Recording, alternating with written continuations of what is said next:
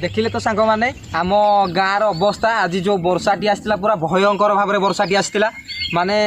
एते पवन जोरसे बहुला माने एते बेगर पवन बहुला जे मत भारी डर लगुला जहाँ हो माने जो माने तो कोठा पर कोठा कर रही से भाई माने शांति शुई पड़ुवे किसी चिंता ना कि किसी टेंशन ना किंतु आम गाँव में जो भाई माने आमर भाई जो चाल खंडे खंडे करके मुँह को गेंजिकी रहीचु माने छोट छोट कोड़िया आम रहीचु भाई बहुत घड़घड़ी मारिबा समय पवन बहवा समय बहुत दुख लगुला भारी कष्टर सहित आम घर भितर गेंजी होगी रही भगवान को मने मने मुंडिया मारलु प्रभु आम गाँव किसी क्षति न करू बोली आ सांग मैंने गाँव तो परिवेश देखिल किसी जगह डाल भांगी जाए तो किसी चाल फाड़े फाड़े उड़े नहीं तो किसी जगार तार छिड़ी पड़ी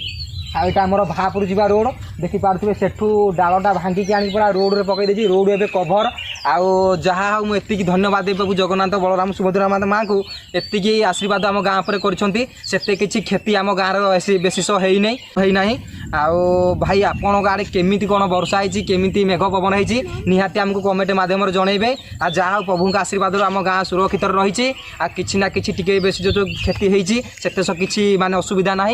धन्यवाद प्रभु जगन्नाथ बलराम सुभद्रा माँ तुमको लक्ष लक्ष कोटी मुंडिया जय जगन्नाथ।